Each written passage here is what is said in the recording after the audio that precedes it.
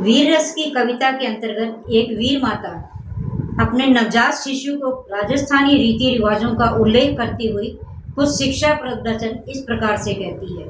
बेटा दूध उजाड़ियो तू कट पड़ियो युद्ध, नीर न आवे मोह नयन पण थन आवे दूध। वीर माता अपने नवजात शिशु से कहती है, हे पुत्र, तू मेरे दूध को उज्जवल करना, अर्थात तू युद्ध में कट पड़ना, तो तुम्हें इस वीरता के उपलक्ष्य में मेरे नेत्रों में नीर नहीं आएगा, बल्कि इस खुशी में मेरे स्तनों में दूध अवश्य आएगा।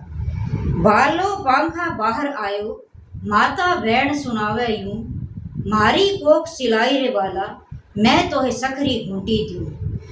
बालक के गर्भ से बाहर आते ही माता नवजात शिशु को इस प्रकार से प्रेरित करती है कि हे पुत्र, तू मेरी कोख की लज्जा रखना, तो युद्ध में कट पड़ना, मेरी कोख की लाज रखना।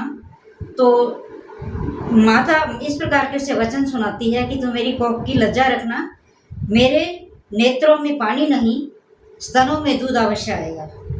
तेज कटारा नाड़ो काट्यो, नाड़ो काटत बोली यूं, बैरिया रीत को जा रे बाला, शीश काट कर आइए तू।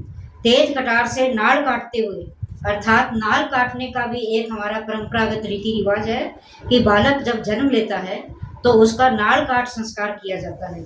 उस संस्कार के अंतर्गत माता बच्चे को ये शिक्षा देती है कि जिस प्रकार तेज कटार से तेरा नाल काटा गया है, इसी प्रकार तो दुश्मनों की फौजों के शीश काट करके पुत्र घर लौटना। कूप पूज घर पाछी आई, फड़ से बढ़ता बोली यूं, फड़ से मैं ढोलारे ढमके, आर तड़ो करवाइए तू। जिस प्रकार ये दो रीति रिवाज बताए हैं, उसी प्रकार एक राजस्थान का रीति रिवाज है जच्चा को कूप पूजन करवाना। जैसे ही नवजात शिशु जन्म लेता है, उसके जन्म लेते ही कूप पूजन का संस्कार करवाया जाता है।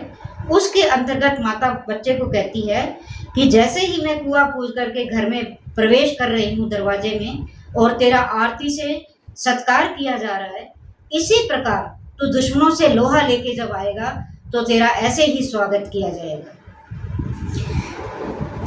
बेटा दूध उजाड़ियो तू कट पड़ियो युद्ध, नीर न आवे मोह नयन पण थन आवे दूध। हे पुत्र, तू मेरे दूध को उज्जवल करना, तू युद्ध में कट पड़ना, तेरी इस वीरता के उपलक्ष्य में मेरे नेत्रों में नीर तो नहीं आएगा, लेकिन मेरे स्तनों में, एक वीर माता की खुशी में मेरे स्तनों में दूध अवश्य आएगा।